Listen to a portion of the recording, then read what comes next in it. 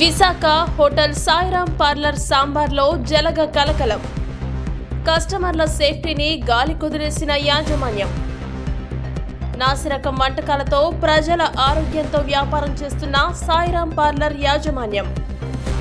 Hotel Sairam parlour నిర్లక్ష్యం కారణంగా ఇబ్బంది పడుతున్న కస్టమర్లు. కలుషిత ఆహారాన్ని అమ్మకాలు చేస్తూ సొమ్ము చేసుకుంటున్న వైనం. సాయిరాం పార్లర్లో ఫుడ్ సేఫ్టీపై కన్నెత్తి కూడా చూడని ఫుడ్ సేఫ్టీ అధికారులు.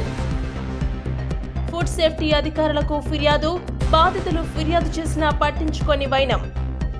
సాయిరాం పార్లర్ యాజమాన్యంపై చర్యలు తీసుకోవాలంటూ డిమాండ్. గతంలోనూ సాయిరాం పార్లర్పై అనేక ఆరోపణలు. ఎన్ని ఆరోపణలు వచ్చినా కస్టమర్ల ఆరోగ్యం వద్దు, పైసలే మాకు ముద్దంటున్న సాయిరాం పార్లర్ యాజమాన్యం.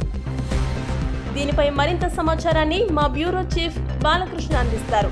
పేరుకే సాయిరాం పార్లర్ బ్రాండ్, లోపల చూస్తే అంతా డొల్లతనం అయితే కూడా కనిపిస్తుంది. ప్రత్యేకంగా చెప్పాలంటే విశాఖపట్నంలో సాయిరాం పార్లర్ అంటే ఒక బ్రాండ్ క్రియేట్ చేసుకుంది. అయితే లోపల మాత్రం గతంలో కూడా చూసుకున్నట్టయితే ఫుడ్ ఏవైతే ఉందో ఫుడ్ పైన అనేక ఆరోపణలు కూడా వచ్చే పరిస్థితి కూడా కనిపిస్తుంది. ఎందుకంటే బయట పేరుకే గొప్ప ఊరు దెబ్బ అన్నట్టు కూడా సాయిరాం పార్లర్ పరిస్థితి తయారైందని చెప్పాలి.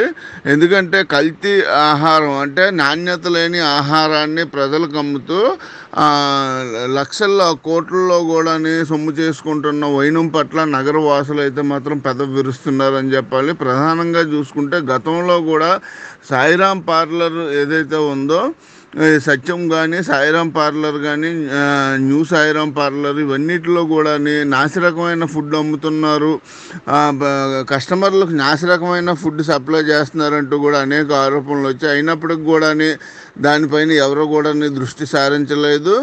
అయితే నిన్న కానీ చూసుకున్నట్టయితే కొంత కస్టమర్లు వెజ్ భోజనం అంటే సాంబారు రైస్ ఆర్డర్ చేసుకుంటే అందులో జలగా వచ్చిన సంఘటన అయితే మాత్రం కలకలం రేపిందని చెప్పాలి. అయితే ఎందుకంటే చెరువుల్లోన వాటిలో ఉండే జలగా ఏ విధంగా అసలు రెస్టారెంట్లోకి వచ్చింది, ఎందుకంటే ఆ వాటర్ ట్యాంక్ పరిసరాలన్నీ క్లీన్గా ఉన్నాయా లేదా అనేది కూడా ఇక్కడ మనం చూసుకోవాల్సిన పరిస్థితి ఉంది. ఎందుకంటే జలగలు అనేవి ఎక్కువగా నీటిలోనే ఉంటాయి. అంటే వాటర్ ట్యాంకు క్లీన్గా లేదా, వీళ్ళు అపరిశుభ్రమైన సరే నీటిని వాడుతున్నారా అనేది కూడా ప్రశ్నార్థంగా మారే పరిస్థితి కూడా కనిపిస్తుంది. ప్రధానంగా చూసుకున్నట్టయితే హోటల్ సాయిరాం పార్లర్ ఏదైతే ఉందో సాయిరాం పార్లర్లో అంటే బయటకే ఆర్భాటం హంగు తప్ప లోపల ఫుడ్ అంతా కూడా మొత్తం పూర్తిగా కూడా ఏదైతే ఈ ఫుడ్ సేఫ్టీ వాల్యూస్కి విరుద్ధంగా ఉండడమే కాకుండా మొత్తం నాసిరకమైన సరే ఫుడ్ని సప్లై చేస్తున్నారు వినియోగదారులకు. అదేవిధంగా మొత్తం రేట్లు కూడా చూసుకున్నట్టయితే మొత్తం హై లెవెల్లో రేట్లు కూడా ఉండే పరిస్థితి కూడా కనిపిస్తుంది. అయితే దీనిపైన గతంలో కూడా అనేక సార్లు ఇటు ఫుడ్ సేఫ్టీ అధికారులకు కంప్లైంట్ వెళ్ళినప్పటికీ కూడా ఎవరు దాన్ని పట్టించుకొని పాపాన్ని పోలేదు. ఎందుకంటే ఇటు హోటల్ యాజమాన్యంతో కుమ్మక్కైనటువంటి ఫుడ్ సేఫ్టీ అధికారులు, ఫుడ్ ఇన్స్పెక్టర్ కానివ్వండి, ఏఎఫ్సి కానివ్వండి, అసిస్టెంట్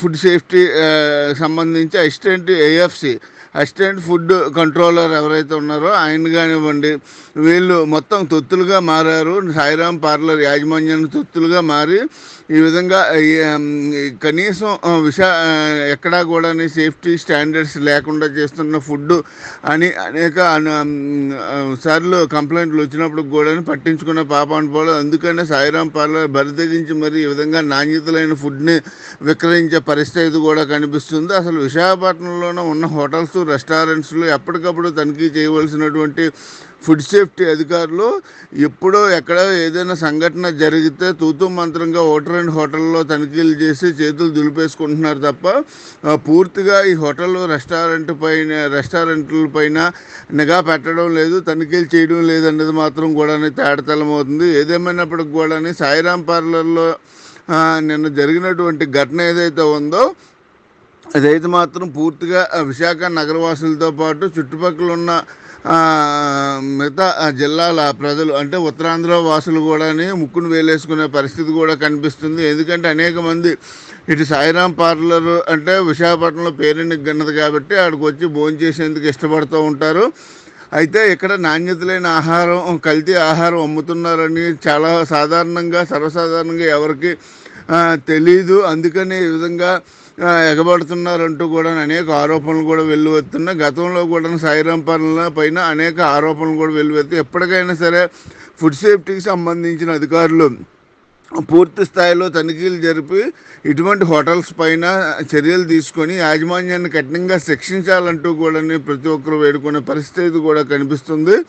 అయితే నిన్న ఈ ఫుడ్ సేఫ్టీ అధికారులకు ఎవరైతే కస్టమర్లు నిన్న వచ్చి తిని ఫుడ్లో ఈ విధంగా పురుగులు వచ్చాయో వాళ్ళు కంప్లైంట్ ఇచ్చినప్పటికి కూడా పెద్దగా స్పందించిన పాపం ఏదో తూతూ మంత్రంగా వచ్చి తనిఖీలు చేసి వెళ్ళిపోయే పరిస్థితి కూడా కనిపిస్తుంది. కానీ ఎటువంటి కేసులు కూడా నమోదు చేసినట్టు కూడా ఇంతవరకు కూడా ఎటువంటి ఆధారాలు లేవు. ఎప్పుడు కూడా ఎవరైనా సరే కంప్లైంట్ ఇస్తే ఎంక్వైరీ చేస్తాము, ఫుడ్ని ల్యాబ్కు పంపిస్తామంటూ కూడా దాటవేసే పరిస్థితి ధోరణి అయితే మాత్రం ఫుడ్ సేఫ్టీ అధికారులు కొట్టొచ్చినట్టు కనబడుతుంది. తేజు.